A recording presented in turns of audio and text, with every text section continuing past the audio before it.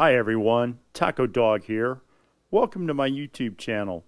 Please take a moment to like and subscribe so we can keep great stuff coming your way. And as always, thank you for the support. Hey YouTube, Taco Dog here.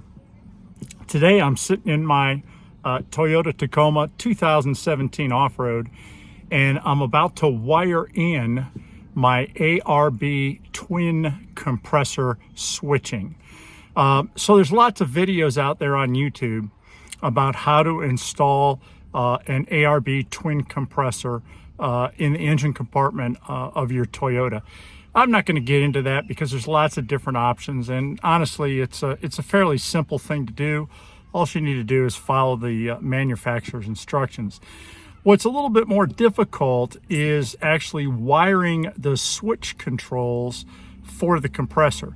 Now you got to run them through the firewall, and again, I'm not going to show that. That's a fairly simple thing to do. But when you get to the panel and you have to install the switch, that gets a little bit more difficult. So I'll show you in a second. I'm installing the switch on the driver's side left lower dash on my Tacoma. One thing of importance here, the ARB rocker switch that comes with the compressor does not, I say again, does not fit into a standard Toyota switch socket. It's too big.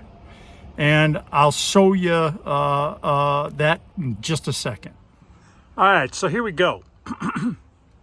I've already removed the panel where I'm going to put the switches.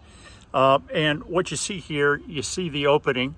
This is where you run all the wires, and it's very easy to get off. All you have to do is take a pocket knife and gently pry the tabs on the side, and this entire piece right here will pop right out. Now on the top where you see those three light switches, that used to be the change compartment. So I used an aftermarket product to put in three CH 4x4 switches to control my light bar and my ditch lights and my pickup bed truck lights. Then here on the bottom, this is the OEM portion. You see the bed lights back there, you see the inverter, you see the rear window, and then there was a blank inside there, and that's the open socket that I need to put the ARB rocker switch into. Okay, this is the ARB rocker switch. This is what comes with the twin compressor. You can see it's got a bunch of blades on the back for connecting the wiring, and that has to go, sorry about that, into that particular hole. Let's see if it'll fit. And no, it does not fit. It's kind of hard for me to balance this and do it at the same time. But if you look closely, I got to pull back a little bit to stay in focus. If you look closely, there's a ridge in that Toyota switch socket that's preventing that rocker switch from going all the way through. Now I happen to have an extra CH 4x4 Toyota panel switch in my box. I was going to wire this up for a speaker, but I never did that. But it's the same type of switch. It takes a plug-in connection in the back. I'll show you how to wire that. And let's take a look real quick about the width of this switch versus the width of the the ARB rocker switch. Now, if you look at the two of them, it's pretty obvious that the ARB rocker switch is wider. So there's just no way that's going to go into that panel hole. So we're going to have to replace the ARB rocker switch with the CH 4x4 switch to make the compressor work.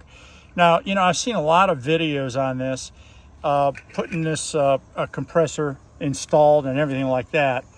But I've hardly seen any where they actually have an ARB rocker switch installed and working. And I think there's a good reason for that. A good reason is that it doesn't fit. So people don't want to put that in their video and somehow they solve it otherwise. But we'll solve this today. I'll show you how to do it.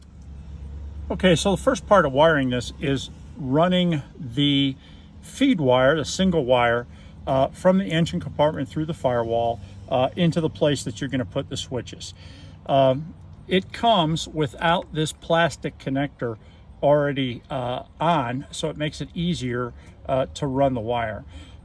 Inside here, you're going to see 4 blades, and if you follow the instructions, you'll know how to insert the wires and then connect them to the interior harness.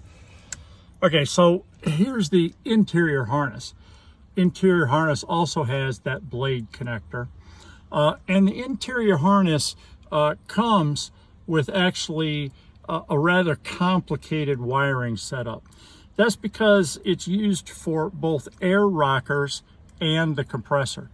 The only part that we're going to be dealing with is this 4-wire job right here, or excuse me, 5-wire job right here, that you actually wire the rocker switch into. You also have 2 other wires, and these 2 other wires have to go to your interior fuse box on an ignition switch or accessory switch, and then a panel circuit.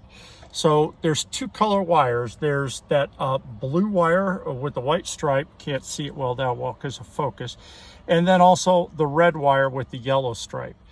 On the end of these, you need to install 2 fuse taps so you can use the panel to power the switch.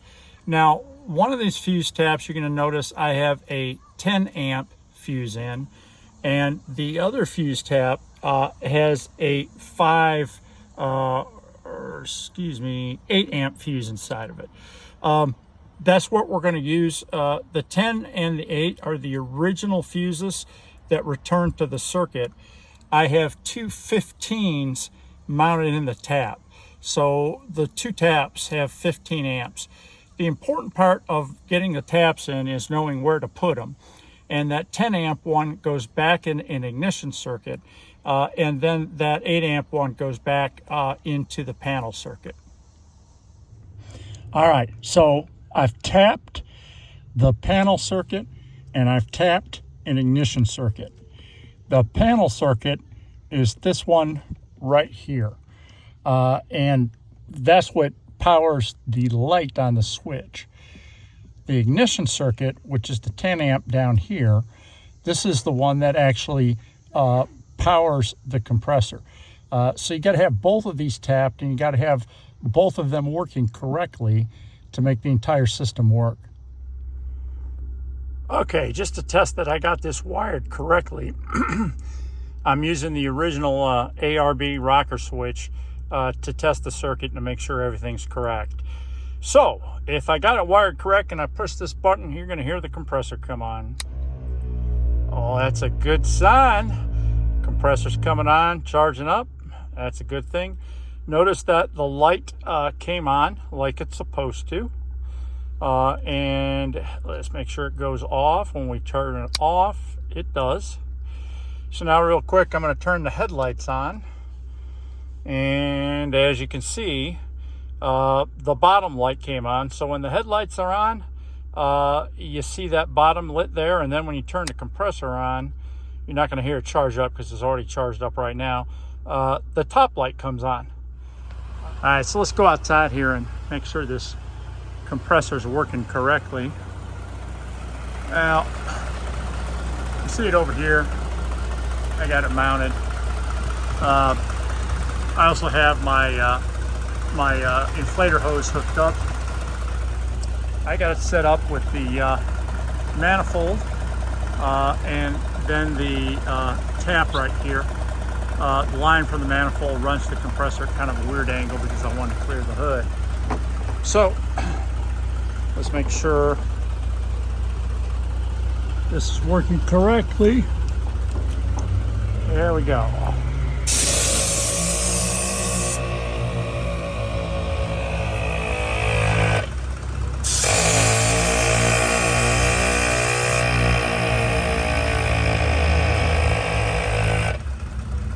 Like a charm.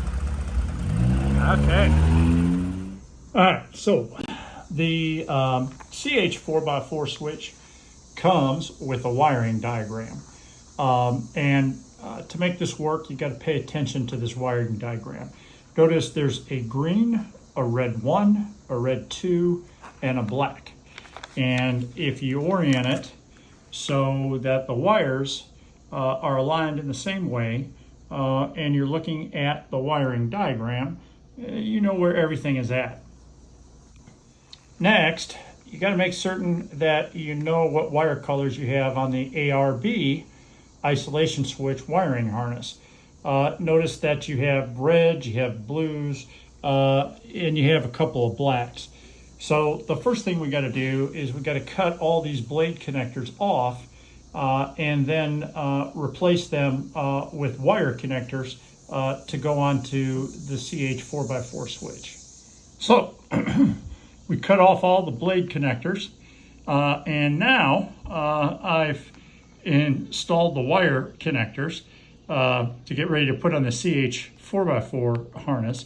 And you notice we've gone from 5 wires to 4 wires.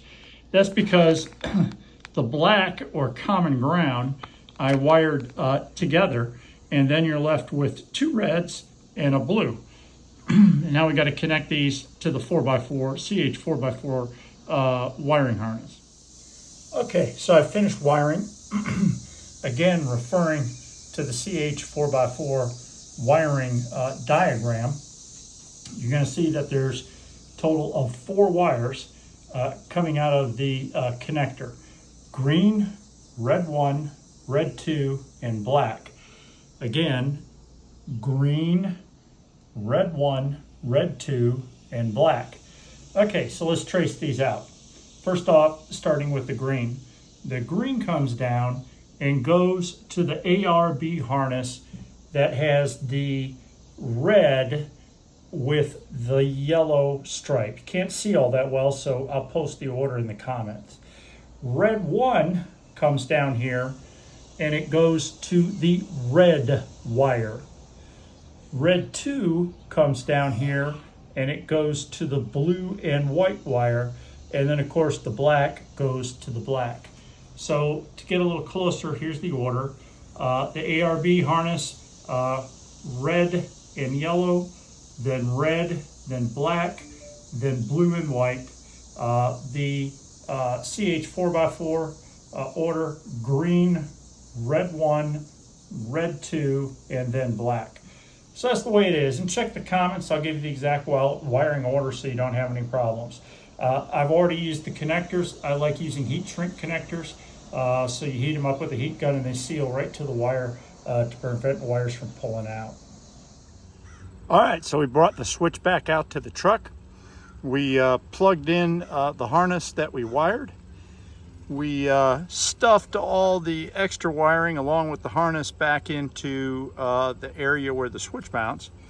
And now the last thing that we have to do is just simply push this switch through the hole and get it connected. All right, so we pushed the switch through the hole. You can see how the CH 4x4 switch fits in there without any problems. You also notice that it's nice and flush mount to the panel, and it looks very similar to the OEM switches. Again, I'm using an old speaker switch here for the compressor, just because I had it lying around, but that's about it. So when you do this, make certain that your green plug is firmly plugged into the switch, and the switch goes all the way into the socket so that the clips there on the top engage, and then hold it in the switch socket. All right, so we pushed all the wires back behind the panel, made sure that the switch was in the panel, gently reconnected it so we didn't crimp anything. I still got some zip tying work to do underneath to make sure I don't have any wires hanging. But first, let's check a couple things. First off, going to turn the headlights on. Got the headlights on. I got all my old switches lit without any problem. Got the new switch lit without any problem. Testing my light switches. They work just fine. Yep, got lights on, no problem. Back lights on, no problem. So here comes the compressor. Let's see if you can hear it.